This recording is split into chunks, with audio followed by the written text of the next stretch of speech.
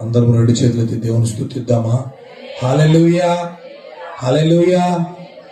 ప్రియులారా, నాకు ఈ అవకాశాన్ని ఇచ్చిన దేవాది దేవునికి, నన్ను ఇక్కడికి ఆహ్వానించిన దేవుని సేవకులు, మీ పాస్టర్ గారికి, ఆయన కుటుంబానికి, కూడి వచ్చిన మీ అందరికీ యేసు ప్రభు పేరిట వందనాలండి.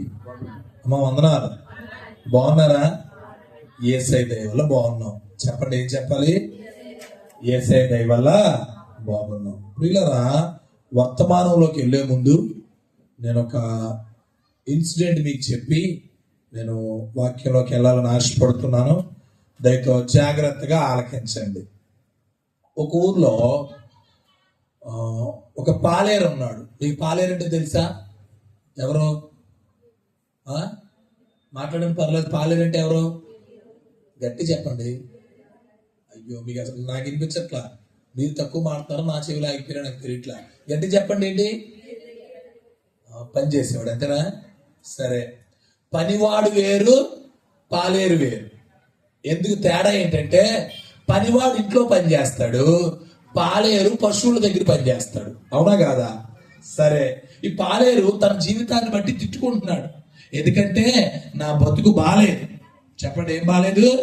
నా బ్రతుకు బాలేదు. ప్రతిరోజు పనే, అంతే కదండి. ఆవు పేడకలు వేయని రోజు ఉండదు, మేత మెయ్యని రోజు ఉండదు. ఎప్పుడైనా ఒట్టిపోయిన ఆవైనా సరే పాలు ఇవ్వదేమో కానీ తినడం, పేడకలు వేయడం మాత్రం మాందు కదా.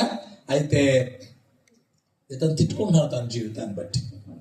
అదే ఊర్లో ఒక షావుకారు ఉన్నాడు. జాగ్రత్త వినండి. షావుకారు అంటే తెలుసా మీకు? ఎవరు షావుకారు అంటే? షాప్, కిరాణా కొట్లో ఉండే యజమాని. అతను యేసుక్రీస్తుని అంగీకరించాడు.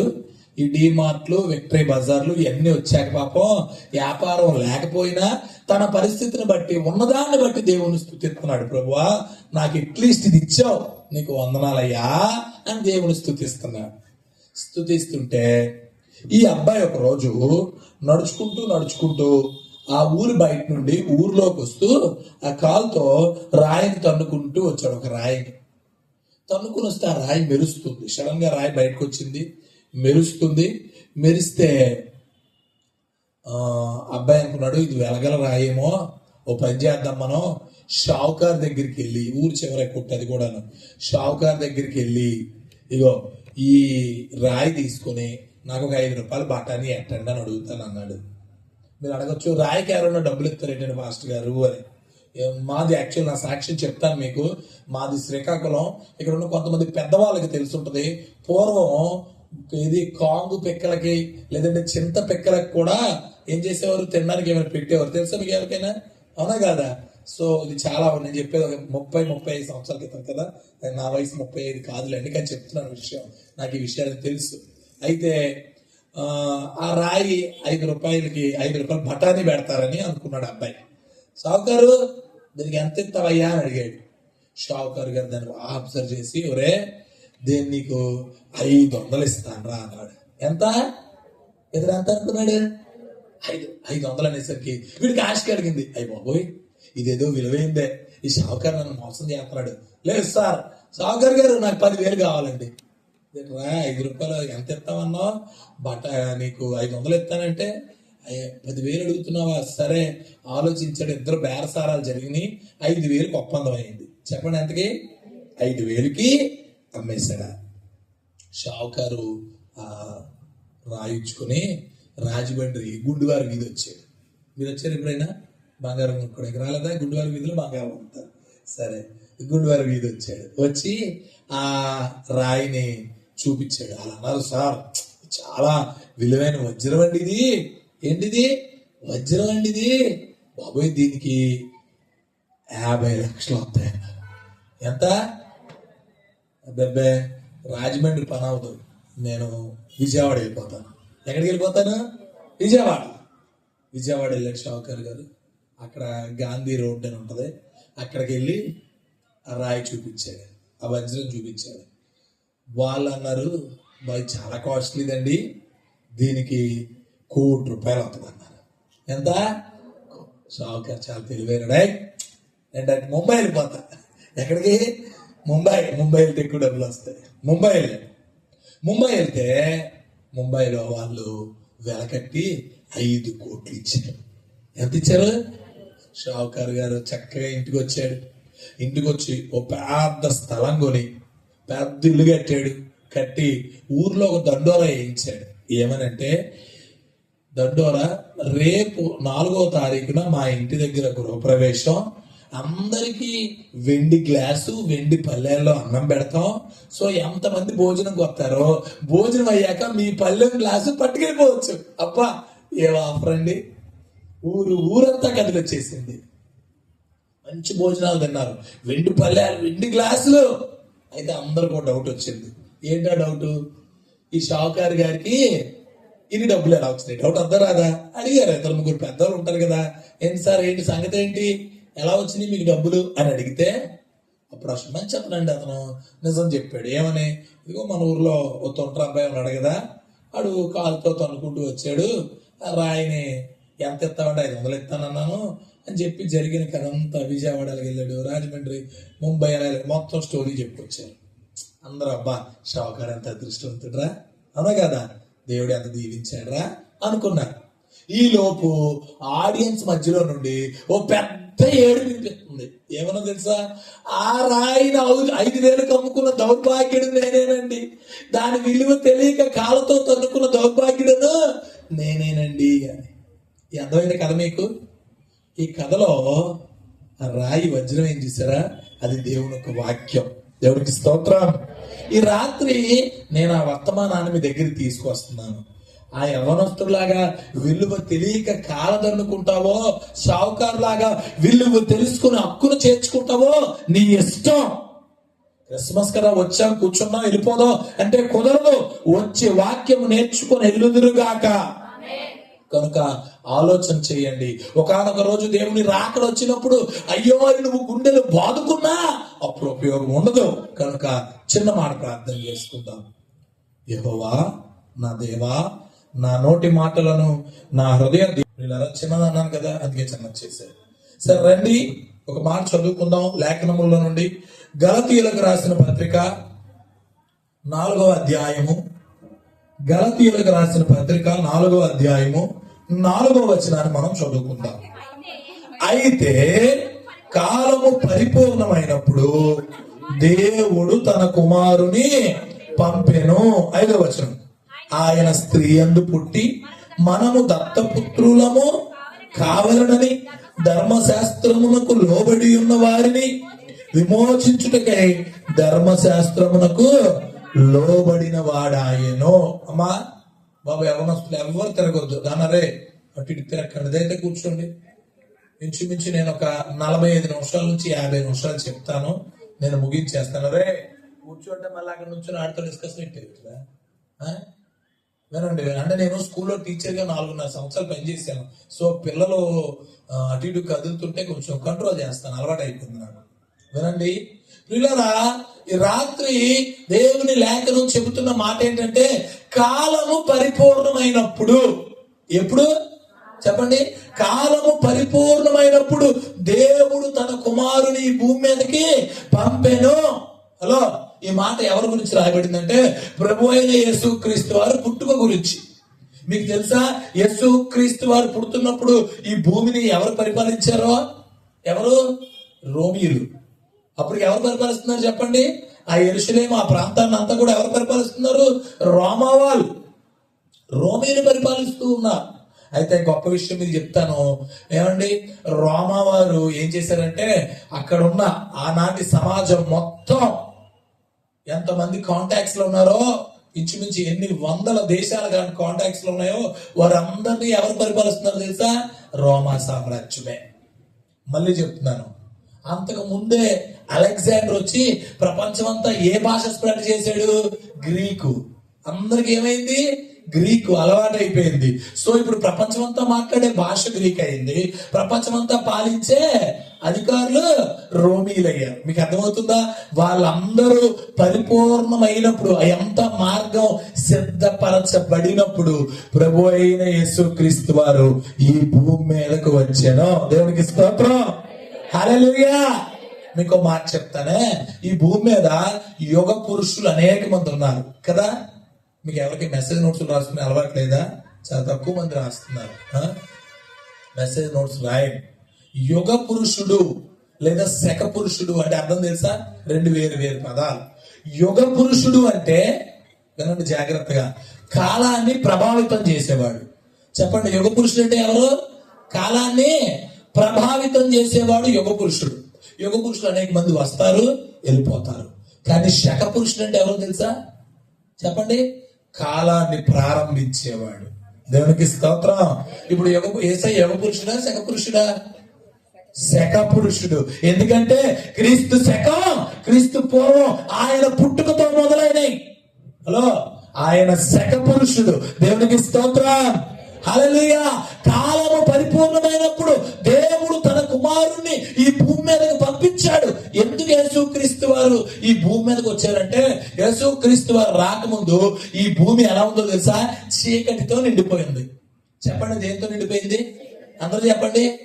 చీకటి అంటే లైట్లు లేకపోవడమా? కాదు కాదు. బైబిల్ చెప్తోంది చీకటి అనే మాటకి అర్థం పాపం. చెప్పండి, దేంతో నిండిపోయింది భూమి? పాపం. ఎక్కడ చూసినా పాపం పాపం పాపం. ప్రియులారా, జాగ్రత్తగా ఆలకించండి. యేసుక్రీస్తు వారు నిజమైన వెలుగు. ఈ చీకటి ప్రపంచంలోనికి వచ్చి ఆయన గొప్ప వెలుగునిచ్చాడండి. దేవునికి స్తోత్రం. హల్లెలూయా. దేవుడు తన కుమారుణ్ణి ఎందుకు పంపించాడు, ఆయన ఏమి తీసుకొచ్చాడో మీకు 3 మాటలు చెప్తాను. నెంబర్ 1, యేసయ్య ఈ భూమి మీదకి హీ బ్రాట్ లైట్, వెలుగు తీసుకొచ్చాడు. నెంబర్ 2, హీ బ్రాట్ లవ్, ప్రేమను తీసుకొచ్చాడు. నెంబర్ 3, హీ బ్రాట్ లైఫ్, జీవాన్ని తీసుకొచ్చాడు. చెప్పండి, ఏం తీసుకొచ్చాడండి? 3 మాటలు చెప్పాను. 1 వెలుగు, 2 ప్రేమ, 3 జీవము. Light, love, life. యేసుక్రీస్తు వారి భూమి మీదకి వచ్చి చీకటి పాప భూయిష్టమైన ఈ ప్రపంచంలోనికి ఆయన ఏం తీసుకొచ్చాడో తెలిసిన?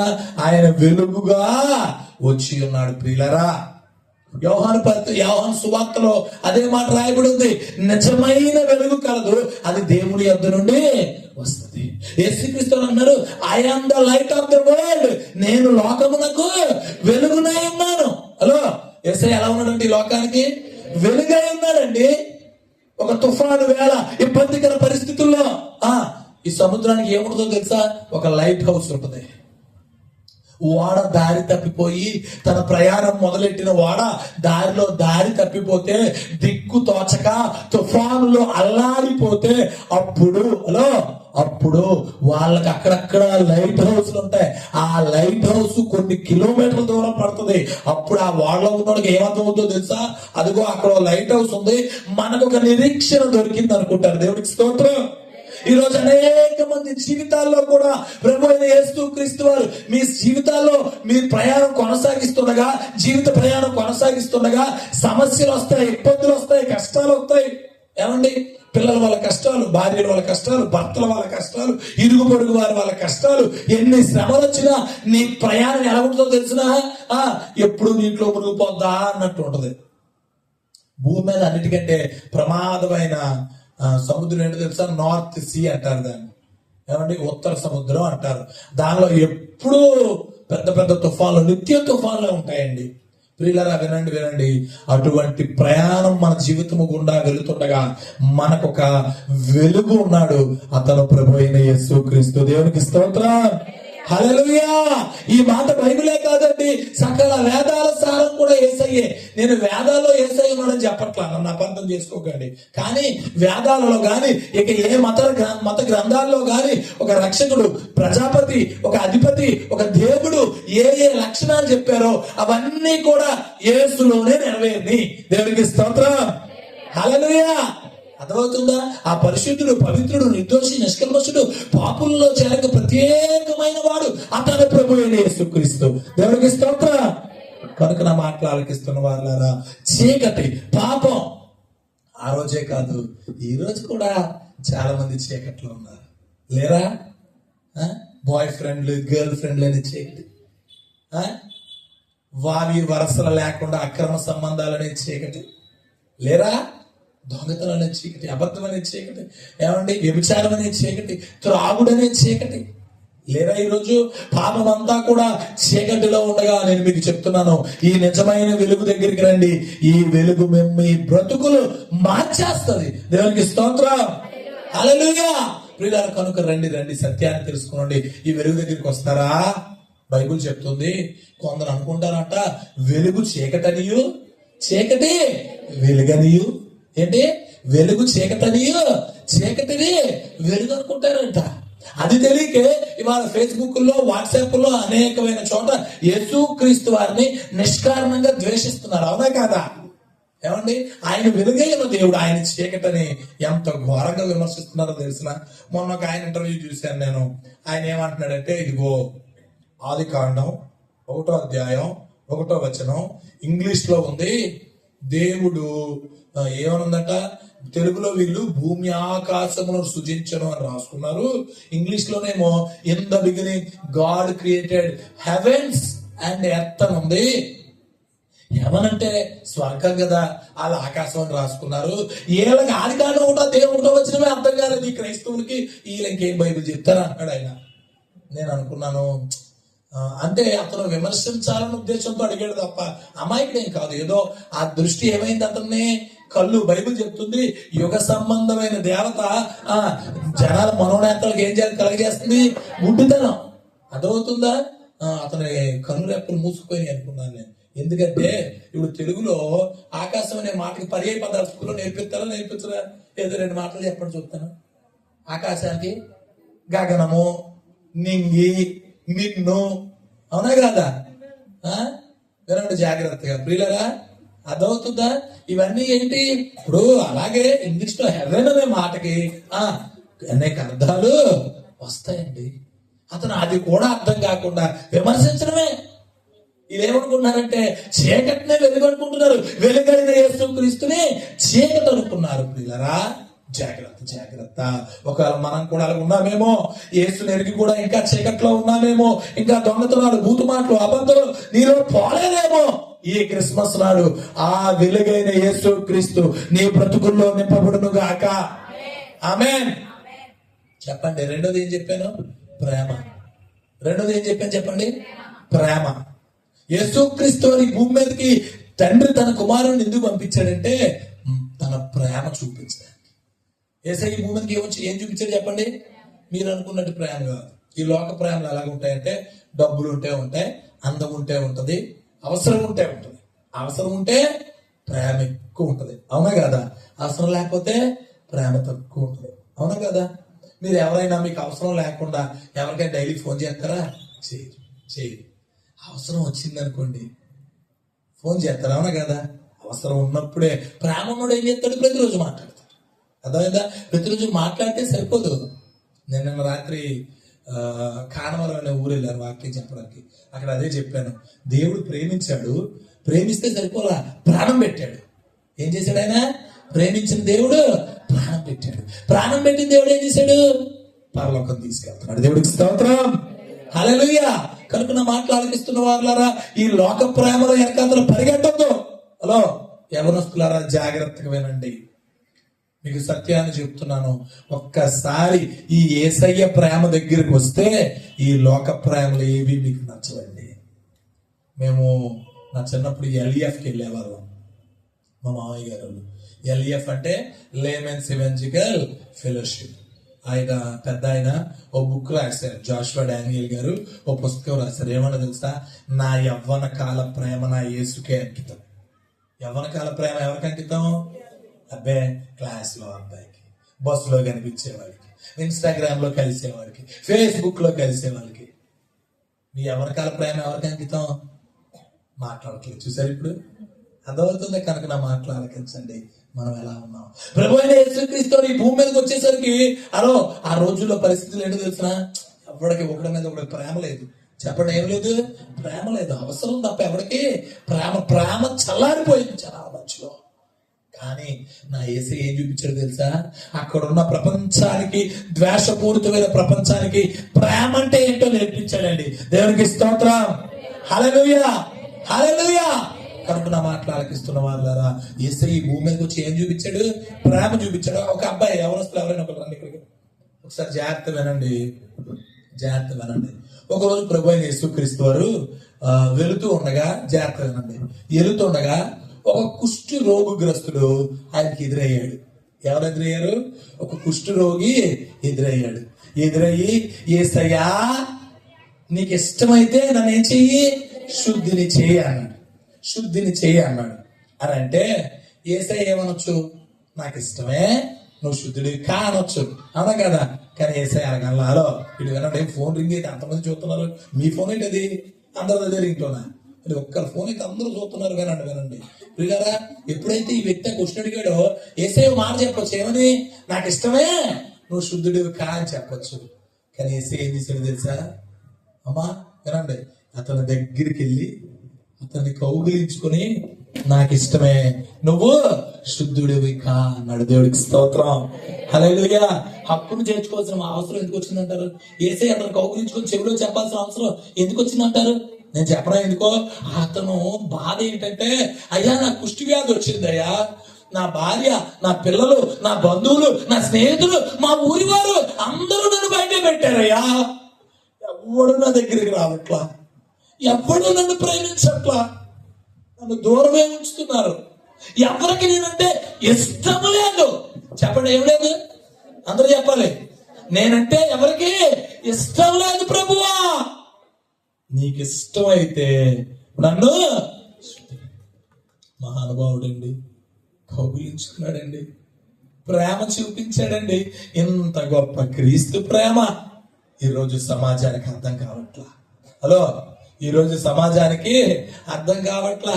అనేక మంది మిషనరీలు, దేవుని సేవకులు తమ డబ్బులు, తమ శక్తి, తమ ఆరోగ్యం అన్ని ఖర్చు పెట్టి ఈ క్రీస్తు ప్రేమను పంచుతుంటే, సేవకులుగా మేము ఇదిగో ఇంత పరిచర్య దేవుని కోసం పరిగెడుతుంటే ఎన్ని విమర్శలు, ఎన్ని అపనిందలు, అవునా కాదా? ఏమండి వీళ్ళ రండి రండి, ఎలాగున్నాం? ఈ ప్రేమ మీకు అర్థమవుతుందా ఈ రాత్రి? ఆ క్రీస్తు ప్రేమ ఆ రోజు అక్కడ ఉన్న జనాలకి ఆయన ప్రేమను చూపించాడు. ఈ రోజు ఆ ప్రేమ మనకు అర్థమవుతుందా? లేదు లేదు. క్రీస్తు ప్రేమ ఎంత గొప్పదో నేను మీకు సాక్ష్యం చెప్తాను వినండి. తమిళనాడులో తెంకాసి అన్న ఒక ఊర్లో ఒక బైబిల్ ఇన్స్టిట్యూట్ ఉంది. ఒక పాస్టర్ గారు ఉన్నారు. ఉంటే ఆ పాస్టర్ గారికి ఒక ఫోన్ కాల్ వచ్చింది. ఏమనంటే, ఇదిగో మా బంధువులు ఒక ఆవిడకి ఆడపిల్ల పుట్టింది, ఇప్పటికే వాళ్ళకి 3 ఆడపిల్లలు ఉన్నారు, ఈ అమ్మాయి మాకు వద్దు, ఇచ్చేస్తాం, తీసుకోండి అని. ఈయన కోపం వచ్చింది. మీ పిల్ల మీకే వద్దంటే నాకెందుకయ్యా, ఉంచేసుకోండి అన్నాడు ఈయన. పాస్టర్ గారు ఉంచేసుకోండి అన్నాడు. అంటే వాళ్ళు, ఇదిగో మీరు వచ్చి తీసుకెళ్ళకపోతే అయితే ఈ అమ్మాయిని మేము పాతి పెట్టేస్తాం, బతుకుంటాడు కానీ అని చెప్పి గొయ్యి తవ్వుతున్నారండి. నిజంగా జరిగిన సంఘటన. గొయ్యి తవ్వుతున్నారు పిల్లరా అమ్మాయిని పాతి పెట్టడానికి. గొయ్యి తవ్వుతుంటే పుట్టిన 11 గంటల పసిపాప గొయ్యి తవ్వుతుంటే, పాస్టర్ గారు కదండి, దేవుని ప్రేమ కలిగిన వాడు కదా, అతని మనసు ఊరుకోలేదు. ఎల్లు ఎల్లు ఎల్లు ఎల్లు అని ప్రేరేపిస్తే కారు వేసుకొని వెళ్ళిపోయాడు ఆయన. వెళ్ళి అక్కడికి వెళ్ళి చూస్తే గొయ్యి తవ్వేస్తున్నారు. వెంటనే ఆ ఆపి ఆ పిల్లని అక్క చేర్చుకున్నాడు. చేర్చుకుని తన పిల్లలతో పాటు కలిపి పెంచాడు ఆయన.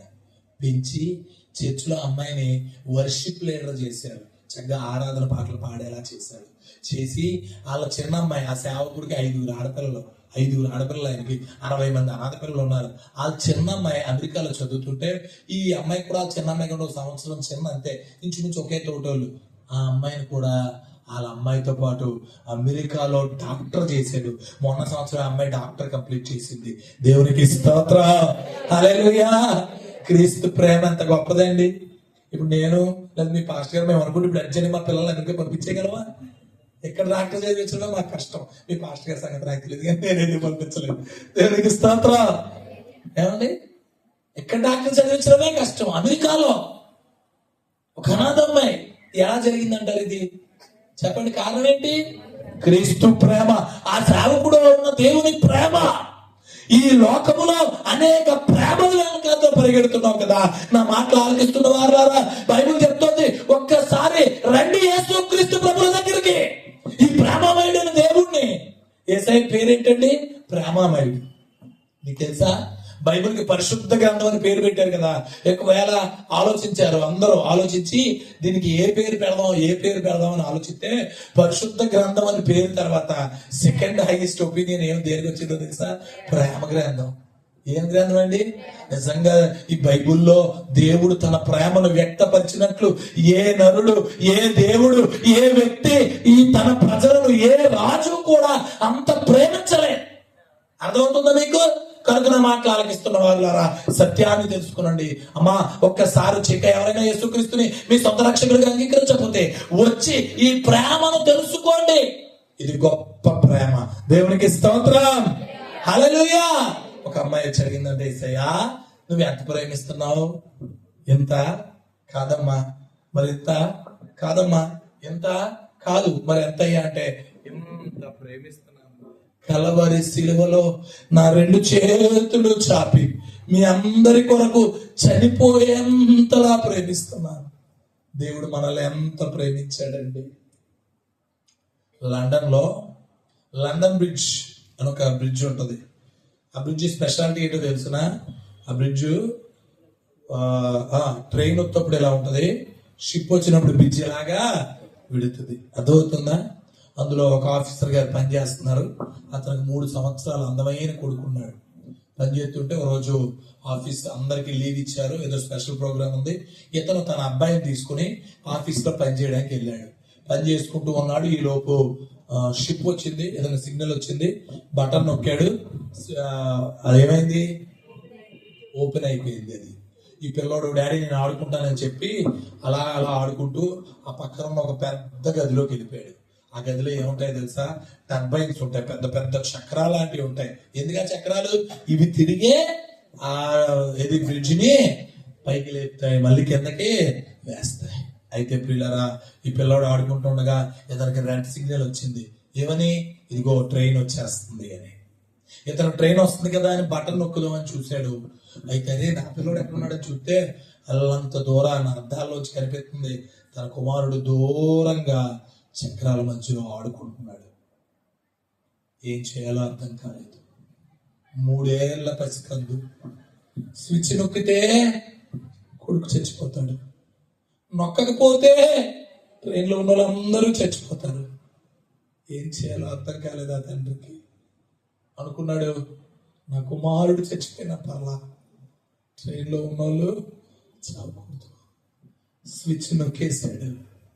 ప్రియులరా, ఆ కుమారుడు చెరుకు మిషన్లోకి చెరుకెళ్ళినట్టుగా ఆ మిషన్లో పిప్పి అయిపోతున్నాడు. 3 ఏళ్ళ పిల్లడు, డాడీ నొప్పి వస్తుంది డాడీ ఏడుస్తున్నాడు.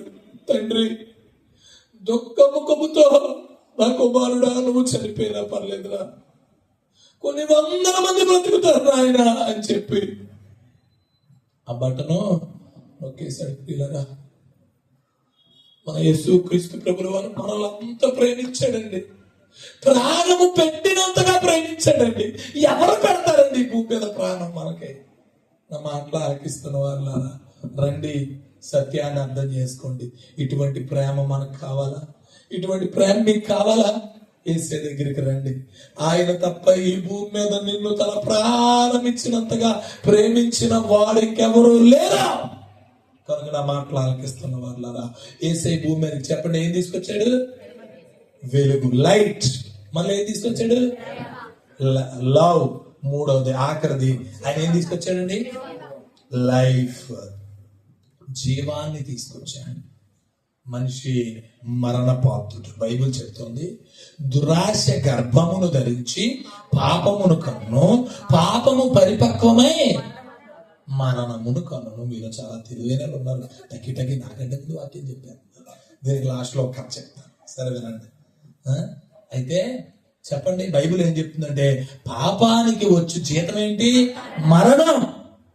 మరణం అందరికీ వచ్చినని ప్రసంగి చెప్తున్నాడు. అవునా కదా? ఇప్పుడు ఏంటి చెప్పండి, మనిషికి భూమి మీద భయమైంది ఏంటి చెప్పండి? అందరికి భయమైంది ఏంటి? మరణమే. అవునా కదా? కానీ క్రైస్తవుడు దానికి భయపడకూడదు. క్రైస్తవుడు కూడా మరణానికి భయపెడితే ఇంకేంటంటే నాకు అర్థం కాదు. లోకానికి మరణం ముగింపు, క్రైస్తవునికి మరణం మొదలు. దేవుడికి స్తోత్రం. లోకానికి మరణం మాయ, కానీ క్రైస్తవునికి మరణం మహిమ. దేవుడికి స్తోత్రం. కనుక నా మాటలు ఆలకిస్తున్న వాళ్ళారా, అమ్మా వినండి. యేసయ్య ప్రపంచం అంతా పాపం చేసి నేను నా పర్సనల్ గా ప్రేయర్ చేసుకున్నప్పుడు లేదా కొన్ని చోట్ల ప్రార్థన చేసినప్పుడు ఈ ప్రార్థన చేస్తాను. ఏమనో తెలుసా? ప్రభువా, మేమందరము పాపం చేసి నరకం వైపు ప్రయాణిస్తూ ఉండగా మీరు కల్వరి సిలువలో చనిపోయి ఏం చేశారు? మా దారి మరల్చారయ్యా. అవునా కదా? మనుషులందరూ పాపము చేసి ఏ భేదమును లేదు, అందరూ పాపము చేసి దేవుడు అనుగ్రహించే మహిమను పొందలేకపోవచ్చు. పాపానికి వచ్చు జీతం మరణం. ఆ మరణాన్ని తప్పించగలిగిన వ్యక్తి, జీవం ఇవ్వగలిగిన వ్యక్తి ఒకే ఒక్క ఆయన ఉన్నాడు. అతను ప్రభు అయిన యేసుక్రీస్తు. దేవునికి స్తోత్రం. ఎందుకంటే ఆయన మరణాన్ని జయించేశాడు కనుక. అర్థమవుతుందా? అందుకని యేసు అన్నాడు, ఐ ఆమ్ ద లైఫ్, నేనే జీవమును. అర్థమవుతుందా? I am the bread of life, నేనే జీవాహారమును. మనకి జీవం ఇచ్చే దేవుడు అండి ఆయన. ఈరోజు అనేక మంది ఈ జీవం దగ్గర రాకుండా ఎక్కడికి పరిగెడుతున్నారు తెలుసా? మరణం, మరణం, మరణం. అవునా కాదా? ఏమండి, ఈరోజు మీరు ఎక్కువ ఫ్లెక్స్లు చూడండి. యవ్వనస్తులు ఫ్లెక్స్లే ఎక్కువ ఉన్నాయి. 30 ఏళ్ళలోపు యవ్వనస్తులు ఎక్కువ మంది చచ్చిపోతున్నారు. అవునా కాదా? కారణం ఏంటి తెలిసిన? మరణం అంట. బైబిల్ చెప్తుంది అంత్య దినాల్లో కాలము పరిపక్వమైనప్పుడు, ఎప్పుడు? కాలము సంపూర్ణమైనప్పుడు బైబిల్ చెప్తుంది మరణము కిటికీల మీదకి ఎక్కేస్తుంది, ఇళ్లలోకి వచ్చేస్తుంది, యవనస్తుల్ని, పడుచువారిని, చిన్నవారిని అది మృంగేస్తుంది. హలో, మొన్న నాసా ఒక న్యూస్ ఇచ్చింది. నాసా అంటే తెలుసా మీకు? ఎవరో ప్రపంచంలోనే హైయెస్ట్ ఏమండి శాటిలైట్ ఇన్స్టిట్యూట్ అది. వాళ్ళు ఒక న్యూస్ ఇచ్చారు. ఏమని ఇచ్చారో తెలుసా? 2038 యుగాంతం. 2038 యుగాంతం. ఇంక ప్రపంచం అంతం అయిపోద్ది. 2000 సంవత్సరంలో ఇలాగే అన్నారు, 2012లో ఇలాగే అన్నారు. ఏమి రాదని చాలా ధైర్యంగా ఉండి అనేక మంది వీళ్ళు ఏం చేస్తారు? నరకానికి పోతారు, మరణించేస్తున్నారు ఈరోజు. హలో, జాగ్రత్తగా వినండి. మనకి జీవం ఇచ్చే దేవుడు ఒక ఆయన ఉన్నాడు. దేవునికి స్తోత్రం. హల్లెలూయా. ఒకప్పుడు నాకు ఈ జీవ మార్గం తెలియదండి. నాకు ఈ జీవ మార్గం తెలియదు. నా పేరు శ్రీనివాస్. నా సాక్ష్యం మొత్తం చెప్పను కానీ కొన్ని కీ పాయింట్స్ చెప్తాను వినండి. నేను పుట్టింది శ్రీకాకుళం జిల్లా లావేరు మండలం గుమ్మడం గ్రామం. మా తల్లిదండ్రులు కులానికి తెలుకులు. తెలుకులు అంటే తెలుసా? నూనె గానుగా ఆడతారు చూసారా? ఆ క్యాస్ట్. అయితే వినండి అమ్మా, వినండి. కులం కూడెట్టదండి. అందుకే మా తల్లిదండ్రులు అన్నాను, నేను క్రీస్తులో కడగబడిన తర్వాత మన అందరం రక్త సంబంధులమే. అవునా కదా? ఎందుకు? మనం ఒక రక్తములో కడగబడ్డాం. దేవునికి స్తోత్రం. హల్లెలూయా. మనం ఏం చేయబడ్డాం? ఒక రక్తములో కడగబడ్డాం. సరే వినండి అమ్మా. అయితే మా తల్లిదండ్రులు యేసుని ఎరగని వారు. నాకు 3 సంవత్సరాల వయసు వచ్చేసరికి నన్ను 3 సార్లు తిరుపతి తీసుకెళ్లి నాకు గుండు కొట్టించారు. అందుకే నాకు శ్రీనివాస్ అని పేరు పెట్టారు. మా అమ్మ 2వసారి గర్భం దాల్చినప్పుడు, మా తమ్ముడు ప్రసవించిన టైము దగ్గరికి వచ్చినప్పుడు మా అమ్మకి దెయ్యం పట్టింది. ఆ టైంలోనే మా అమ్మ ప్రసవించేసింది. ప్రసవించైతే మా తమ్ముడు పుట్టాడు కానీ ఏడవలేదు. పిల్లలు ఏడవకపోతే, నేను మొన్నే మా చర్చిలో ఒక అబ్బాయిని హాస్పిటల్ తీసుకెళ్తే న్యూరో డాక్టర్, ఈ నరాల డాక్టర్ చెప్తున్నాడు, పుట్టంగానే ఏడవకపోతే అంటే బ్రెయిన్కి ఆక్సిజన్ అందక కొన్ని పార్ట్లు మన చేతుల్లో, మన కాళ్ళు చేతులు వంకర పోయి సరిగ్గా పనిచేయకున్నాయి. మా తమ్ముడు ఏడవలేదు. విజయనగరం, శ్రీకాకుళం, విశాఖపట్నం పెద్ద ఆసుపత్రికి తీసుకెళ్ళినా ప్రయోజనం లేదు. అప్పుడు మా అమ్మగారు యేసుని ఎరగనది కనుక ఆవిడ ఏం చేసిందంటే తాగిత్తులు కట్టించింది మా అమ్మ. అంటే ఎలాగైనా బతుకుతాడేమో అని. ఈరోజు మీరు యేసుని ఎరిగి కూడా తాగిత్తులు కట్టించుకునే వాళ్ళు ఒకళ్ళిద్దరు ఉన్నారని అనుకుంటున్నాను. మరి లేకపోతే దేవుడికి స్తోత్రం. నేను మొన్న ఒకళ్ళ ఇంటికి వెళ్ళాను, నేను పాస్టర్ గారు ప్రార్థన చేయడానికి వెళ్తే ఆ అబ్బాయి మెడకోతాడు, కాలుకోతాడు. నేను అన్నాను, అవి తీస్తే ప్రార్థన చేస్తా, లేదే వెళ్ళిపోతా. నేను అడగలేదండి. మా అమ్మగారే బలవంతంగా కట్టిందండి. వెంటనే అత్తగారు ఆడపడిచి వచ్చారు. వాళ్ళిద్దరూ పాస్టర్ గారు అలా అన్నారు, మేము 2 రోజులు బట్టి తీయమన్నాం, పాస్టర్ గారు ఇటు తీయట్లేదు. దేవుడి మీద లేదు నీకు నమ్మకం, తాగిత్తి మీద ఉంది. మా అమ్మ యేసుని ఎరగకెళ్ళింది, ఉపయోగం లేదు. అయినా మా తమ్ముడు ఏడవల. ఊరు వారు అన్నారు చచ్చిపోతాడు ఇప్పుడు బతకడాక. అప్పటికి ఒక 2 వారాలు బట్టి ఓ పాస్టర్ గారు మా ఊరు వచ్చి యేసుక్రీస్తు గురించి చెప్తున్నాడు. మా అమ్మకి ఆశ కలిగింది. ఏమని? ఈ పాస్టర్ గారి దగ్గరికి తీసుకెళ్తే నా బిడ్డ బతకొచ్చు అని ఆశ కలిగి మా అమ్మ ఆ పాస్టర్ గారి దగ్గరికి మా తమ్ముడు తీసుకెళ్లి ప్రార్థన చేయించుకుంది. గొప్ప విషయం చెప్తున్నాను. అతను ప్రార్థన చేయంగానే మా తమ్ముడు ఇచ్చాడండి. దేవుడికి స్తోత్రం. మా తమ్ముడు బ్రతికాడండి. మా అమ్మ యేసుక్రీస్తుని అంగీకరించింది. మేము అక్కడ సరైన వ్యాపారం లేక మా నాన్నగారు ఐస్ అమ్మేవాడు, పుల్ల ఐసు. తర్వాత ఈ గుండాట ఆడేవాడు. గుండాట కదా, ఇప్పుడు సినిమా హీరోలు బొమ్మలు ఆడుతున్నారు కానీ పూర్వం అయితే టోపీ, ఇస్పెట్, కలావర్, డైమండ్ ఇవి ఉండే వాటి మీద. అర్థమవుతుందా? వాటితో ఆడేవాడు మా నాన్న. అయితే సరిగ్గా జీవనోపాధి లేదని మేము విజయవాడ వలస వెళ్ళిపోయాం. విజయవాడ పటమట సెంటర్, జ్యోతి విద్యాలయం వీధి మా ఇల్లు, పక్కనే యాదవుల బజార్ మా స్కూలు. నాకు చిన్నప్పటి నుంచి మా అమ్మ నన్ను సండే స్కూల్కి పంపించేది, కానీ అయినా నాకు ఏసై అంటే ఇష్టం లేదు. ఎందుకంటే నేను పెరిగేది యాదవ్ బజార్లో కదా. వాళ్ళు కృష్ణాష్టమికి చాలా బాగా ఏం చేసేవారంటే, మా యవ్వనస్తులు మగోళ్ళు ఆడవాళ్ళు వేషం వేసుకుని డాన్స్ చేసేవారు. నాకు ఎంత బాగా నచ్చేదో అది. నేను చర్చికి వెళ్ళకుండా కృష్ణాష్టమి, వినాయక చవితి, దశమి ఇవి చేస్తూ ఉండేవాడిని. నాకు వినాయకుడు అంటే ఎంత ఇష్టం అంటే, నా తల మీద పెట్టుకుని వినాయకుడిని విజయవాడ యనమల కుదురుపాయలో 3 సార్లు అనిపాను నేను. వినాయక చవితి వస్తే ఇంటికి వెళ్లకుండా ఇంట్లో డబ్బులు దొంగతనం చేసి ఆ డబ్బులు తెచ్చి వినాయక చవితి చేసేవాడు నేను. 2006లో ఒకనొక టైంలో పిల్లరా అందరూ వేలం పాట పాడుతుంటే, ఇప్పుడు 10,000కి లడ్డు వేలం పాట పాడి చాలా గొప్ప అనుకుంటారు. 2006లో నాకే రావాలి లడ్డు అని చెప్పి ఇంట్లో ఉంగరం దొంగతనం చేసి ఆ ఉంగరం అమ్మేసి ఆ 10,000 తెచ్చి లడ్డు వేలం పాటలో కొన్న దౌర్భాగ్యుడు నేను. అదవుతుందా? ఇది నా బ్రతుకు పిల్లరా. నాకు మేము అక్కడ ఉన్నప్పుడు మా నాన్నగారు ఒక తాటాకి ఇంట్లో మేము ఉన్నాం. ఇప్పుడు ఈ స్థలం ఎంత ఉందో అంత ఒక అతను నేల అద్దెకి తీసుకుంటాడు. ఒక అతను నేల అద్దెకి తీసుకుని తాటాకు ఇల్లెట్టి మధ్యలో తడికిల గోడలు పెడతాడు. మీరు ఎవరు చూసారా తడికిల గోడలు? పూర్వం చూసారు, తడికిల గోడలు పెట్టేవారు. మొత్తం దీన్ని 8 ముక్కలు చేసి 8 కుటుంబాలకి అద్దెకి ఇచ్చేవాడు. ఆ కుటుంబంలో పెట్టుకున్న గొడవ వాళ్ళిద్దరితో అనుకుంటే ఇక్కడికి వినిపించేది. ఆ టీవీ సౌండ్ ఎడితే ఇక్కడికి వినిపిస్తుంది. అర్థమైందా? ఇది పరిస్థితి. ఈ 8 కుటుంబాలకి ఒకటే బాత్రూమ్. ఇది మా పరిస్థితి. మా నాన్నగారు విజయవాడ లేక 3 చక్రాల రిక్షా బండి మీద ఉల్లిపాయలు వ్యాపారం చేసేవాడు మా నాన్న. మా అమ్మ ధనవంతుల ఇంట్లో పాచి పని కుదిరింది, అంట్లు తోవడం, బట్టలు ఉతకడం. ఇది మా కుటుంబ పరిస్థితి. మా నాకేంటి అలవాటు అయిందంటే, ఇంట్లో చీర మడతల్లో, పోపు డబ్బాల్లో, బీరువాళ్ళు ఎక్కడ డబ్బులున్నా తీసుకెళ్లి వీడియో గేమ్లు ఆడడం నాకు అలవాటు అయిపోయింది. ఇది మా కుటుంబ పరిస్థితి. కొందరు మా బంధువులు మా నాన్నగారు బేస్ చేసుకుని, మా నాన్నగారే ఫస్ట్ విజయవాడ వెళ్ళారు మా బంధువులు అందరిలో కల్లా. అయితే వాళ్ళు 10 రోజులు ఒక మగతను వచ్చి మా ఇంట్లో ఉండడం, ఉండి ఉల్లిపాయల వ్యాపారం ఎలాగా ఇవన్నీ తెలుసుకోవడం, వెళ్ళి భార్యని పిల్లల్ని తేవడం, తెచ్చి మళ్ళీ వాళ్ళ కుటుంబం, అతను ఉల్లిపాయల బండి, ఆవిడ పాచి పని, అలాగే 40 కుటుంబాలు మా బంధువులు విజయవాడ వచ్చారు మా ద్వారా.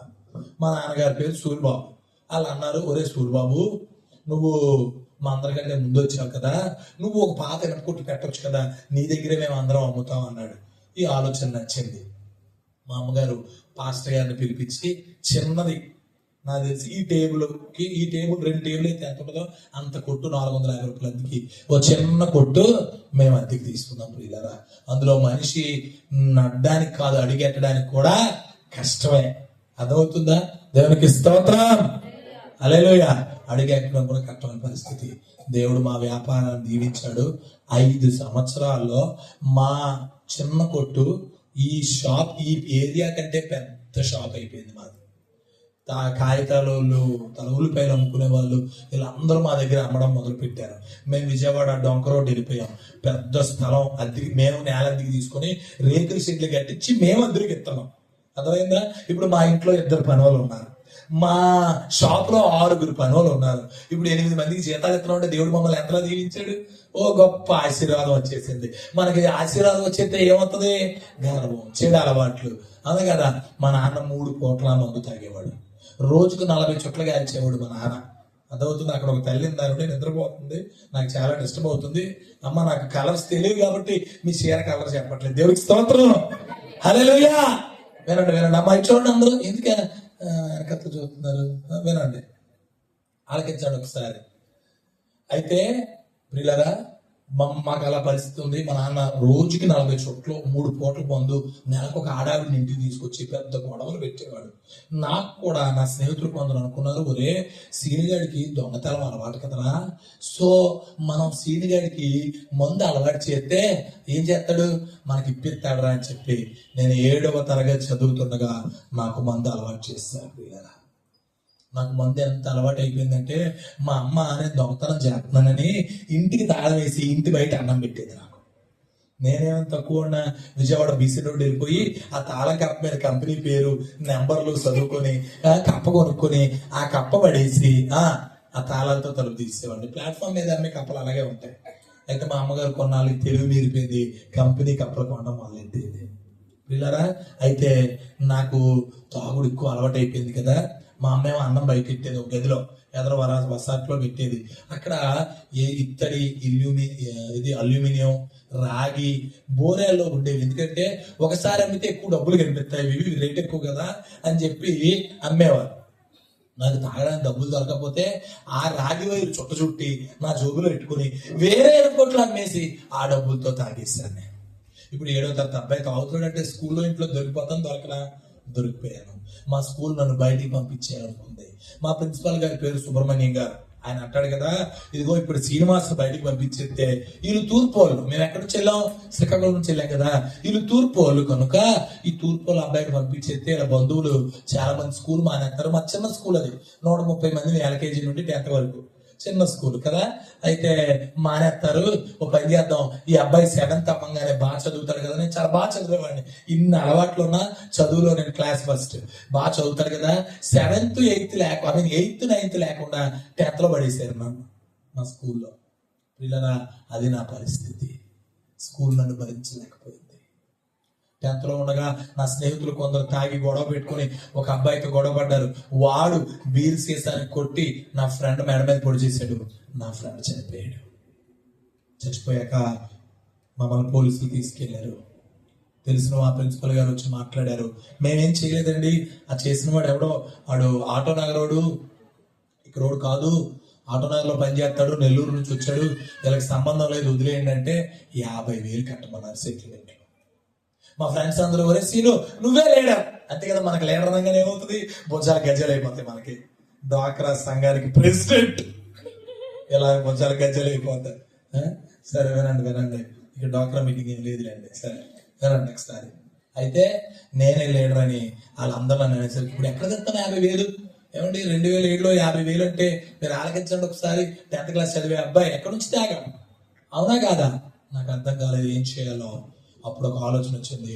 నా ఫ్రెండ్స్ కొందరు తీసుకుని విజయవాడ చివర రామలింగేశ్వర నగరని అక్కడికి వెళ్ళిపోయి ఎవరైనా ఒంటరిగా బండి మీద వస్తే 10 తర్వాత ఒంటరిగా వచ్చిన వాళ్ళని దారి కాసి సార్ లిఫ్ట్ ఇవ్వండి అని అడిగి కొట్టి డబ్బులు లాక్కొని పారిపోయిన దౌర్భాగ్యుడను. నేను చీకట్లో బతికాను. త్రాగుడు, దొంగతనాలు, గొడవలు. నా ఫ్రెండ్స్ అందరూ మోహన్ దాస్ థియేటర్లో ఒక హీరోది 100 రోజుల సినిమా ఫంక్షన్ కి మేము వెళ్ళొచ్చి ఇంటర్వెల్లో నా ఫ్రెండ్స్ అందరూ చేతుల్లా పట్టుకుంటే ఆ చేతుల మీద నుంచుని నా బంధువులందరూ చూస్తుండగా బీరు పొంగించిన దౌర్భాగ్యుడను నేను. ఇలా ఆలోచన చేయండి. మా నాన్నగారు నన్ను కొట్టి, ఒరే నువ్వు ఇక్కడ ఉంటే పాడైపోతున్నావు, వెళ్ళిపో రాజమండ్రి అన్నాడు.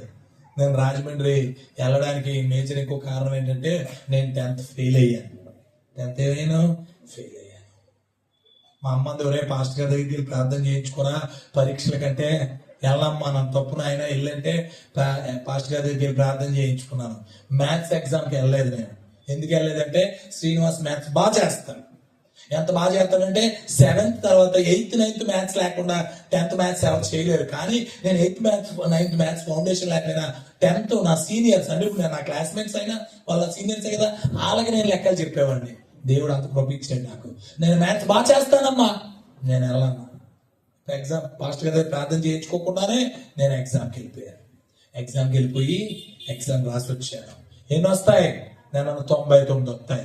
అందరూ నమ్మారు, మా ప్రిన్సిపల్ గారు నమ్మారు, నా క్లాస్ టీచర్ నమ్మారు, మా ఫ్రెండ్స్ నమ్మారు. ఎందుకంటే శ్రీనివాస్ మ్యాథ్స్ అంత బాగా చేస్తాడు. నాకు మ్యాథ్స్ లో 30 మార్కులు వచ్చినాయి. నేను ఫెయిల్ అయ్యాను.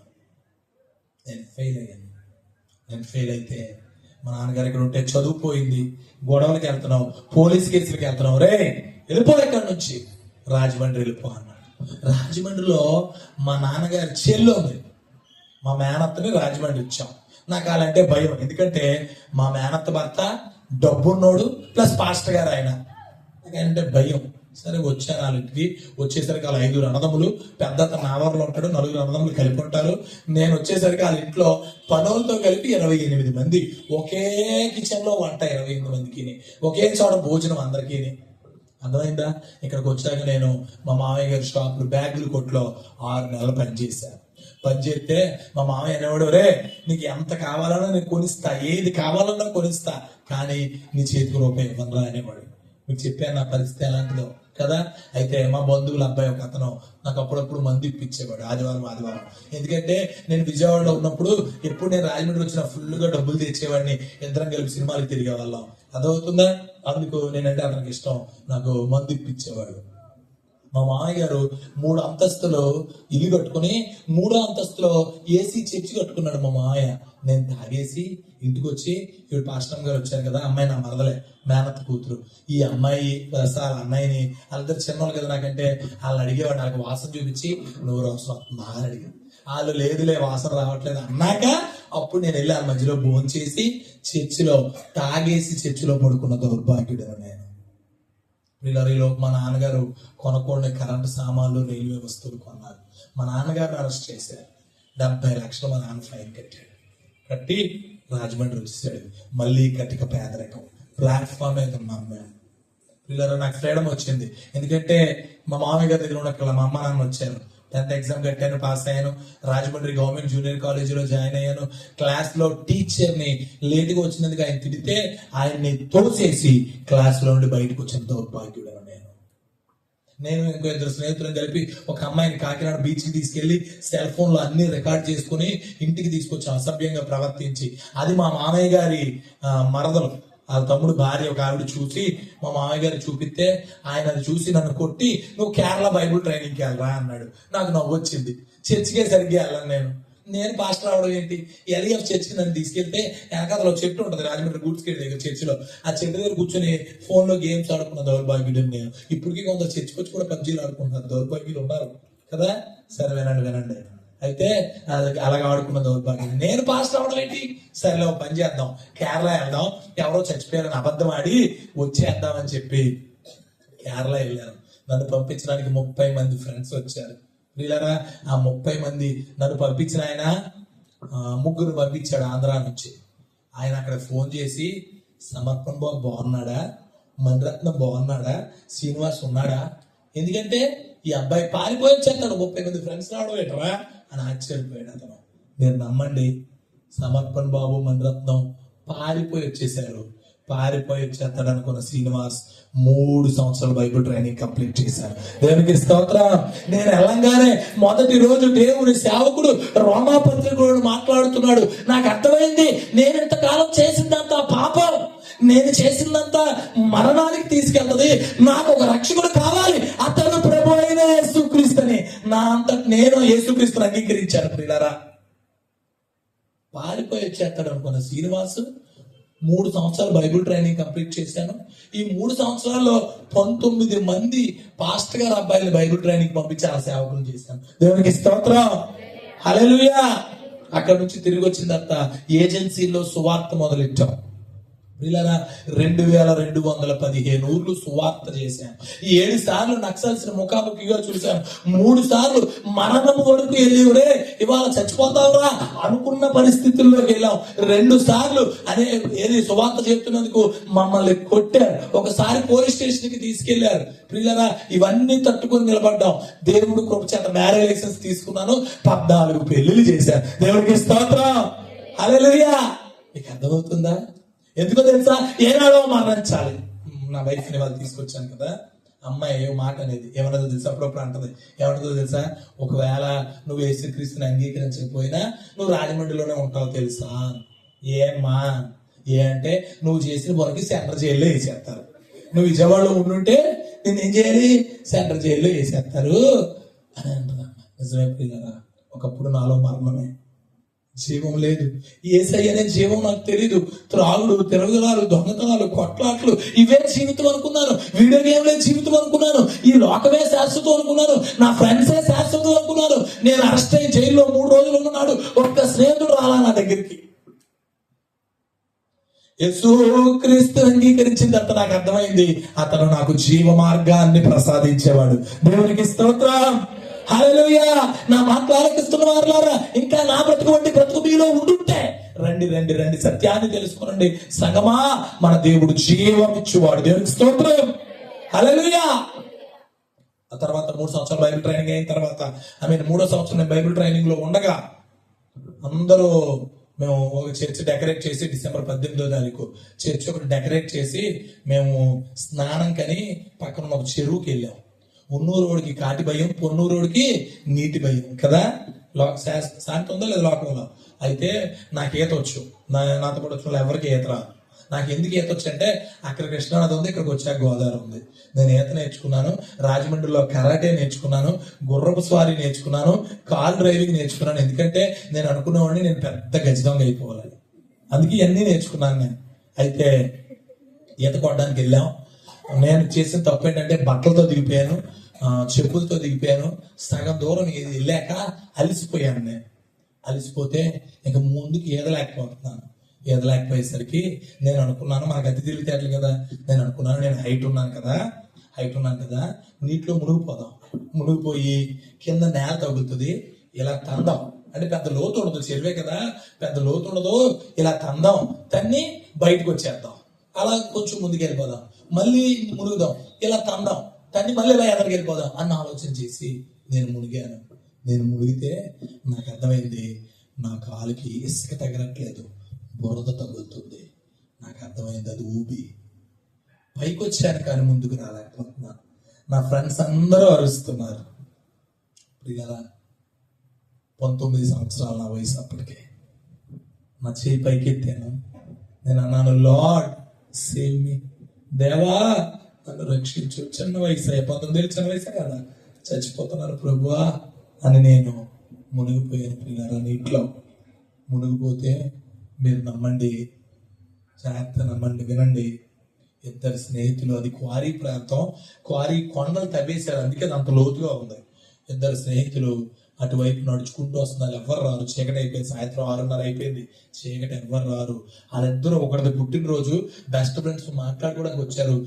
2 గజేతగాళ్ళు తకీమని దూకి నన్ను బయటికి తీసుకొచ్చారు. దేవుడికి స్తోత్రం, హల్లెలూయా. నేను ఆ రోజు నిర్ణయించుకున్నాను, చావైనా బ్రతుకైనా నా యేసు కొరకే. దేవుడికి స్తోత్రం, హల్లెలూయా. చావైనా బ్రతుకైనా నా దాదాపు 1 సంవత్సరం 2 సంవత్సరాలుగా నేను చర్చ్ పెట్టాక సువార్తకి ఈ మధ్య వెళ్ళలేదు, కానీ అంతకు ముందంతా మేము సువార్తలకు వెళ్ళేటప్పుడు నా భార్యకు మాట చెప్పేవాడిని. ఏమన్నా తెలుసా, అమ్మా మేము ఏజెన్సీలో వెళ్తున్నాం, ఒకవేళ నేను తిరిగి రాకపోతే మన టీం నువ్వు పంపించు, మన టీమే రాకపోతే ఇంకొకరిని నువ్వు సువార్తకి పంపించు. అమ్మాయి అంటే ప్రతి నెల ఇదే మాట చెప్తా, ఏం వదిలేదు అని చెప్పేది. మా బంధువు ఆయన నాతో సువార్తకు వచ్చేవాడు. మా అమ్మగారి తమ్ముడు, అతను నాకు మేనమామ అవుతాడు, మాతో పాటు సువార్తకు వచ్చేవాడు. అతనేమనేవాడు తెలుసా, ఇదిగో మేము నక్సల్ ఏరియా వెళ్తున్నాం సువార్తకి, ఒక రోజు నా ఫోన్ స్విచ్ ఆఫ్ వస్తే కంగారు పడకు, 2 రోజులు స్విచ్ ఆఫ్ వచ్చినా కంగారు పడకు, 3వ రోజు కంగారు పడు, ఎందుకంటే మేము అటువంటి ప్రాంతానికి వెళ్ళాం.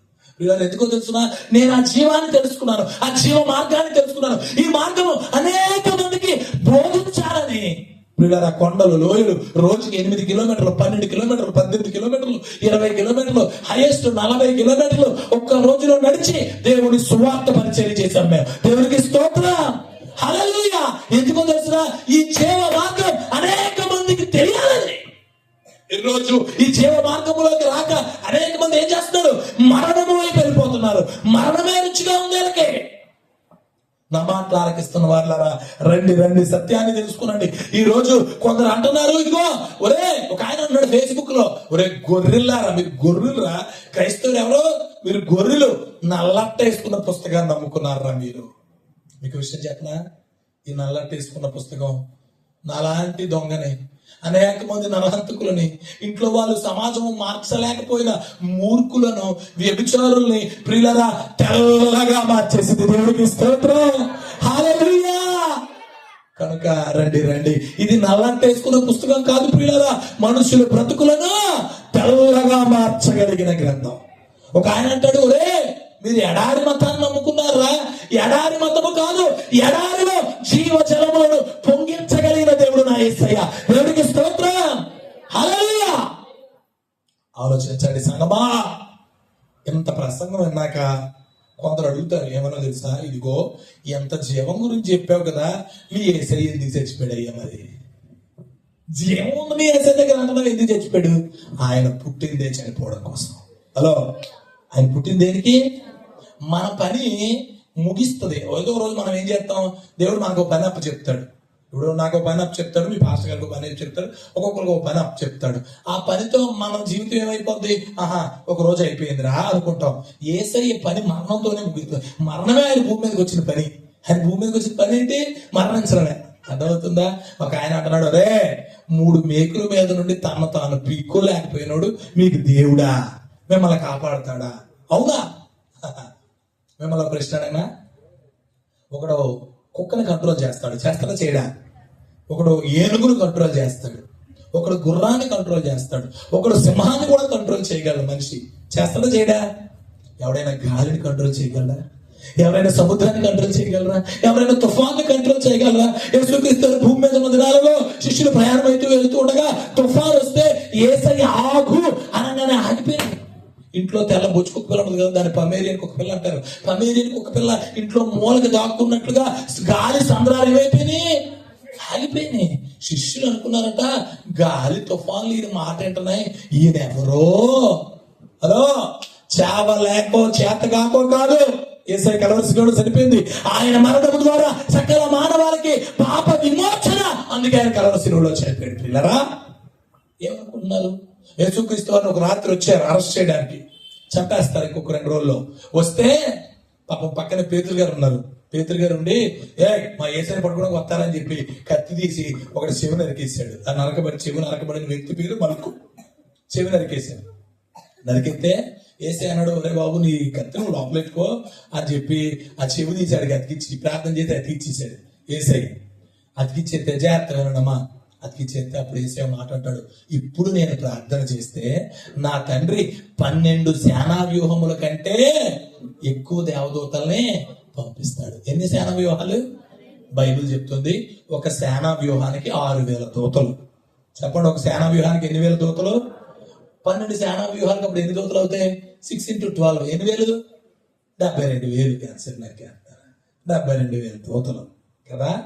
నేను గొప్ప అని నేను చెప్పడానికి నేను ముందే రాసుకున్నాను కదా ఇవన్నీ. సరే వినండి, సరే 6 పన్నెండు అయినా ఇది చెప్పగలగాలి. సరే 72,000 దూతలు కదా.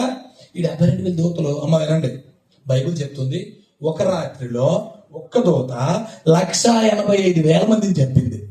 ఎంతమందిని చంపింది? 185,000 మందిని చంపింది ఒక్క రాత్రిలో ఒక్క దూత. అంటే ఈ 72,000 దూతలు కలిపి ఒక్క రాత్రిలో ఎంతమందిని చంపగలవో తెలుసా? 1386 కోట్ల మందిని చంపగలం. ఎంతమందిని? 1386. నేను ఇదంతా క్యాలిక్యులేషన్ చేశాను. నేను చంపగలం. యేసుక్రీస్తు వారు భూమి మీద ఉన్నప్పుడు, హలో, యేసుక్రీస్తు వారు భూమి మీద ఉన్నప్పుడు ప్రపంచ జనాభా 2 కోట్లు. చెప్పండి, ప్రపంచ జనాభా ఎంత? అందుకని యేసయ్య ఏమి ఊరికినే అలా 12 అనే సంఖ్య. 12 సేనా వ్యూహాలు, 72,000 దూతలు. ఈ 72,000 దూతలు ఒక్క సెకండ్ దేవుడు పర్మిషన్ ఇచ్చుంటే ఈ 2 కోట్ల మందిని చెప్పడం వాళ్ళకి ఎంతసేపు పడుతుంది? 1 సెకండ్ కాలం. ఎంతసేపు అంటే యేసయ్య అక్కడ ఏం చెప్తాడు తెలుసా? ఎవరైనా ఆయన నువ్వు కత్తి దూసాన్ని చెవి నరికినంత టైంలో నేను ప్రార్థన చేసి దూతలు వచ్చి భూమి మీద ఉన్న వాళ్ళందరినీ నాశనం చేసేస్తారా? అయితే నాశనం చేయడం నా ఉద్దేశం కాదు, వీళ్ళందరూ మారు మనసు పొందాలి. దేవునికి స్తోత్రం, హల్లెలూయా. వీళ్ళు రక్షించబడాలి అని చెప్పి ప్రభువైన యేసుక్రీస్తు వారు ఓ మాట చెప్పారు. ప్రియులారా, మీకు అర్థమవుతుందా? సో ఆయన చేవలేకో చేతగాకో కాదు ప్రియులారా, ఆయన మరణించడానికి వచ్చాడు కనుక ఆయన చేశాడు, మరణించాడు. ఒకరోజు ఇదే పేతురు గారు, ప్రభువా నువ్వు మరణించుకుంటూ కాక అంటే వేసాడు, సైతానా పక్కపో. ఎందుకు? యేసయ్య మరణించకపోతే సకల మానవాళికి విమోచన లేదు. యేసు రక్తము ద్వారా మాత్రమే ఈ సకల మానవాళి విమోచించబడుతుంది. ఆయన రక్తంలో కనబడిన వాడే పరలోకం చేరుకుంటాడు. దేవునికి స్తోత్రం. ఈరోజు చాలా మంది ప్రియులారా, మీ యేసయ్య మేము చచ్చిపోమన్నామా?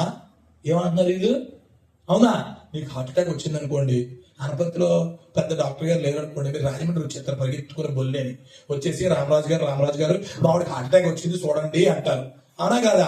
చూడండి అంటే అప్పుడు రామరాజు గారు ఉన్నాను, నేను కొంచెం బిజీగా ఉన్నానంటే, నువ్వు పక్కన వెళ్ళినోడివి, తీసుకెళ్ళినోడివి, సార్ చూడండి చూడండి అంటావు, కానీ మిమ్మల్ని MBBS మేము చేయమన్నామా అని అడుగుతావా? నువ్వు అడగవుగా. ఏ డాక్టర్ని అడగవు, ఏసై ఎందుకు అడుగుతున్నావు? కారణం అతను ప్రేమమయ్యండి, ఆయన అంటే చులకన. చెప్పండి, ఏసై ఏంటి ఏంటి? నా మాటలు ఆలకిస్తున్న వాళ్ళ అమ్మా వినండి, సకల మానవాళి పరలోకం చేరాలంటే, సకల మానవాళి తమ పాపం నుండి విడిపించబడాలంటే పాపము లేని మనిషి పుట్టాలి. అది కాలము పరిపూర్ణమైనప్పుడు, సంపూర్ణమైనప్పుడు కన్య గర్భమున యేసు క్రీస్తు వారు జనించారు. దేవునికి స్తోత్రం, హల్లెలూయా. ఆయన పుట్టారు. అర్థమవుతుందా? ఇవాళ ఒకరిద్దరు అంటున్నారు ఆ మధ్య, ఒరే అసలు యేసయ్య అన్న వ్యక్తి భూమి మీద పుట్టలేదు అంటున్నాడు. ఆడి అంత కళ్ళు ఆడికి బయలు గమ్మేస్తే నాకు అర్థం కావట్లేదు. అవునా కాదా? ఏమండి, యెరూషలేము ప్రాంతానికి వెళ్తే ఆయన పుట్టిన ప్లేస్, తిరిగిన ప్లేస్, అయ్యో ఎన్నున్నాయండి. నా మాటలు ఆలకిస్తున్న వాళ్ళరా జాగ్రత్త వినండి. సంగమా ఆలకించు. ఆయన జీవాన్ని ఇవ్వడానికి వచ్చాడు. ఆయన చచ్చిపోలేదు. చచ్చిపోయి ఏం చేశాడు? ఆయన మరలా మరణాన్ని గెలిచి లేచాడు. దేవునికి స్తోత్రం. మృత్యుంజయుడే మూడో నాడు లేచాడు. నేను మీకు ఒక్క రెఫరెన్స్ చూపించి ముగిస్తాను. చూడండి, 1 తిమోతి రాసిన పత్రిక 3వ అధ్యాయం 16వ వచనం. 1 తిమోతి 3వ అధ్యాయం 16వ వచనం. ఒక్క మాటలో యేసయ్య పుట్టుక, మరణము, జీవితం అన్ని చెప్పేశాడండి ఇక్కడ. 3:16 నిరాక్షేపముగా దైవభక్తిని గూర్చిన మర్మము గొప్పదై ఉన్నది. ఏంటది? ఆయన సశరీరుడిగా ప్రత్యక్షుడయ్యను, ఆత్మ విషయమును నీతిపరుడని తీర్పు నొందెను, దేవదూతలకి కనబడెను, రక్షకుడని జనములలో ప్రకటింపబడెను, లోకమందు నమ్మబడెను, ఆరోహణుడై తేజోమయుడయ్యను. దేవునికి స్తోత్రం.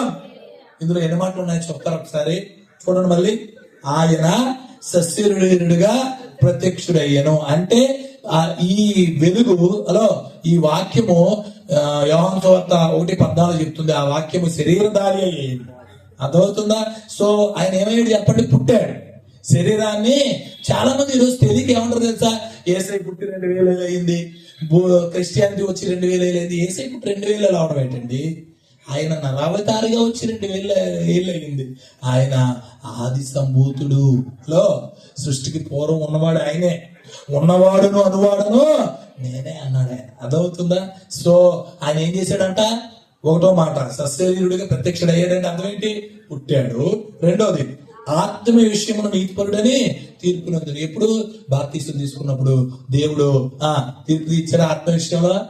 దూతను పరిశుద్ధాత్మని పౌర రూపంలో పంపించి తీర్చడం లేదా? మూడో మాట ఏంటది? దేవదూతలకు కనబడ్డం అంటే అర్థం ఏంటి? ఆయన యేసుక్రీస్తు వారు 40 రోజులు ఉపవాసం ఉన్నప్పుడు దేవదూతలకు ఆయన ఏం చేసినాయో తెలుసా? పరిచయం చేసినాయి బైబిల్ చెప్తుంది. అర్థమవుతుందా? నెక్స్ట్ మాట చూడండి, రక్షకుడని జనములలో ప్రకటింపబడేను. దూత ప్రకటించిందా లేదా? రక్షకుడు పుట్టాడు. ఈయన రక్షణ ప్రకటించబడ్డా లేదా? తర్వాత లోకమందు నమ్మబడును. అనేక మంది ఆయన నమ్మారా లేదా? లాస్ట్ మాట ఏంటి? ఆరోహణుడే. ఆయన చనిపోయి 3వ నాడు మృత్యుంజయుడే లేచాడండి. దేవుడికి స్తోత్రం. ఈ భూమి మీద 4200 మతాలు ఉన్నాయి ఈ ప్రపంచంలో.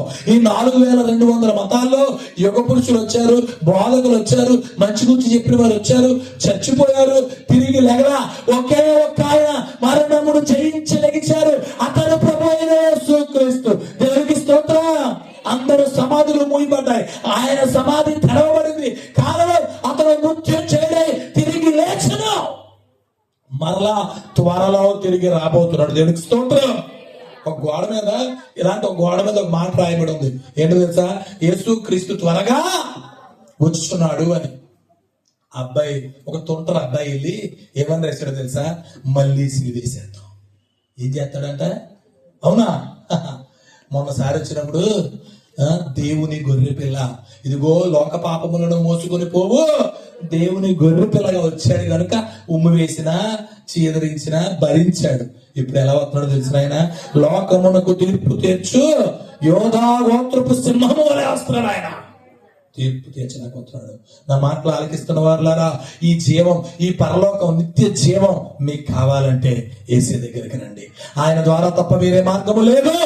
మైక్ ద్వారా ఇది ఎంతమందికి వినిపిస్తుందో ఈ రాత్రి దేవుడు మీతో మాట్లాడుతున్నాడు. అదేంటో తెలుసునా? పరలోకం చేరాలంటే ఒకే ఒక్క మార్గం, అతను ప్రభు అయిన యేసు క్రీస్తు. యేసు ద్వారా తప్ప పరలోకానికి వేరే మార్గము లేదు. మా ఇంటికి పాస్టర్ గారు వచ్చేవారు. ఆయన ఈ మాట చెప్పాడు, ఎక్కువసార్లు చెప్పాడు. ఆయన ఏమన్నాడంటే, చాలా మంది అంటుంటారు నదులన్నీ కలిపి సముద్రంలోకి వెళ్తాయి అని అంటారు. నిజమే. ఏ మార్గంలో వెళ్ళినా స్వర్గానికి, మోక్షానికి, వైకుంఠానికి, కైలాసానికి వెళ్ళిపోతాం కదా అని అనుకుంటారు చాలా మంది. అవునా? ఇప్పుడు శీతాకాలం కదండి, మీకు జలుబు వచ్చిందా? ఎవరికైనా డ్రాప్స్ వేసుకున్నాం నైట్, అవి ఏమవుతాయి? గొంతులోకి చేతికి వస్తాయి రావా? ఎప్పుడైనా వచ్చినాయనగా? సరే, చెవులో డ్రాప్స్ వేసుకున్నారా? అవి కూడా ఎక్కడికి వస్తాయి? ఓహో, చెవులు వేసుకున్నా గొంతులోకి వస్తున్నాయి, ముక్కులు వేసుకున్నా గొంతులోకి వస్తున్నాయి. ఇప్పుడు ప్రార్థన అయిపోయిన తర్వాత సాంబార్ చెవులు, ముక్కు, చికెన్ ముక్కలు పెట్టుకుంటావా? పెట్టావుగా. ఎందుకు పెట్టావు? దేవుడు ఒక మార్గం ఇచ్చాడు. ఏంటది? నోరు. అలాగే పరలోకానికి ఒకటే మార్గం. అందుకనే యేసే అంటున్నారు, నేనే మార్గమును, జీవమును, సత్యమునై ఉన్నాను. నా ద్వారా తప్ప ఎవరు తండ్రి యొద్దకు చేరుకోలేరు. నా మాటలు ఆలకిస్తున్న వాళ్ళారా, ఇటు యేసుక్రీస్తు ప్రభు దగ్గరికి రండి. నా జీవితాన్ని మార్చిన ప్రభు మీ జీవితాన్ని మారుస్తాడు. నా జీవితంలో ఎన్నో కార్యాలు చేశాడు, చెప్పడానికి ఇప్పుడు టైం లేదు. నేను నా సాక్ష్యం చెప్పిన తర్వాత మా పెద్దమాయ చర్చిలో నేను సాక్ష్యం చెప్తే నా సాక్ష్యం విని మా నాన్న బాప్తిసం తీసుకున్నాడు. దేవుడికి స్తోత్రం. ఈ 7 సంవత్సరాలు సొంత ఇల్లు కావాలి ప్రభు అని ప్రార్థన చేస్తే దేవుడు కృపగలిగిన వాడు మాకు ఒక రాజమండ్రి స్టేడియం ఎదురుగా సెంటిమెంట్ గా అందరూ వదిలేశారు ఇల్లు. అందులో ఎవరో సూసైడ్ చేసుకున్నారు 10 ఏళ్ల క్రితం, ఎవరైనా సక్సెస్ అవ్వట్లేదని వదిలేశారు. ఆ ఇల్లుని మేము 21 లక్షలకు కొనుక్కున్నాం. రీసెంట్ గా 65 లక్షలెట్టి కట్టించుకున్నాం. దేవుడికి స్తోత్రం. కట్టిక పేదరికంతో వచ్చాం రాజమండ్రి మేము. ప్రియులారా, చక్కటి ఇల్లు కొనుక్కున్నాం. ఆ ఇంట్లోకి వస్తే ఫెయిల్ అవుతుంది అన్నారు చాలా మంది. మార్చి 2014 ఆ ఇల్లు కొనుక్కున్నాం. ఏప్రిల్ 2014 నాకు పెళ్లి జరిగింది. చక్కటి భార్యని దేవుడు ఇచ్చాడు. ఆ ఇంట్లోకి వెళ్ళాక 2015 నా కొడుకు పుట్టాడు. 2018 నాకు ఒక అబ్బాయి పుట్టాడు. 2017 మా తమ్ముడు రాజమండ్రి మెయిన్ రోడ్ లో ఒక వ్యాపారం పెట్టాడు. మేమిద్దరం కలిపి ఆ వ్యాపారం చేసుకుంటున్నాం. 9 సంవత్సరాలు ప్రార్థన చేస్తే ఇప్పుడు ఈకో వ్యాన్ వేసుకొచ్చాను మీ దగ్గరికి. దేవుడు పరిచర్య కోసం ఆ వ్యాన్ ఇచ్చాడు. 3 స్థలాలు కొనుక్కున్నాం మేము. సో స్థలాలు ఉన్నాయి, ఇల్లు ఉన్నాయి. ఏసీ దగ్గరికి వస్తే ఇవన్నీ వస్తాయని నేను మీకు చెప్పట్లా. దేవుడు మమ్మల్ని ఎంతలా దీవించాడో చెప్తున్నాను. మా బ్రతుకులు ఎన్ని కార్యాలు చేశాడో అర్థమవుతుందా? ఇవన్నీ వచ్చినా రాకపోయినా నాకు నిరీక్షణ ఉంది. అదేంటో తెలిసినా, నేను చచ్చిపోతే పరలోకి వెళ్తాను. దేవుడికి స్తోత్రం. హల్లెలూయా. అమ్మా, ఎన్ని క్రిస్మస్లు అయిపోయినాయి, ఎన్ని సంవత్సరాలు గడిచిపోయినాయి, ఎన్ని న్యూ ఇయర్లు గడిచిపోయినాయి. క్రైస్తవులంట, ఈ మార్చి నేను ముగిస్తాను, క్రైస్తవులంట హీలియం బెలూన్స్ లా ఉంటారంట. ఏ బెలూన్ లాగా? మామూలు బెలూన్ కి హీలియం బెలూన్ కి తేడా ఏంటి? మామూలు బెలూను ఇక్కడ వదిలేసే మనకు కింద పడుతుంది. హీలియం బెలూన్ వదిలితే ఏమైపోద్ది? క్రైస్తవుడు హీలియం బెలూన్ లా ఉంటాడంట. ఇలాంటి ఒక ప్రసంగం విన్నప్పుడు జీవ కుడుకుల్లో, ఉపవాస కుడుకుల్లో ఇలా పోయి ఇంటికి వెళ్ళగానే మారు మనసు పొందేయాలి, ఈ సంవత్సరం నుండి అయినా మారు మనసు పొందేయాలి, బైబిల్ చదివేయాలి, ఉపవాసాలు ఉండిపోవాలి, యేసుక్రీస్తుని అనేక మందికి బోధించాలి అని అనుకుని ఇంటికి వెళ్ళాక గాలి తగ్గిపోయి మొదలైపోతారంట. అవునా కాదా? రండి సంగమా. లేదు, ఈ సంవత్సరం ఒక నిర్ణయం తీసుకో. నా బ్రతుకు మార్చుకుంటాను, నేను జీవాన్ని వెతుకుతాను. ఇది నిజమైన ప్రేమయ్యా. ఈ ప్రేమ నాకు కావాలని వస్తావా యేసే దగ్గరికి? 1 నిమిషం కళ్ళు మూసుకొని ప్రార్థన చేద్దాం. 1 నిమిషం కళ్ళు మూసుకుందాం, ప్రార్థన చేద్దాం. సంగమా, 1 నిమిషం.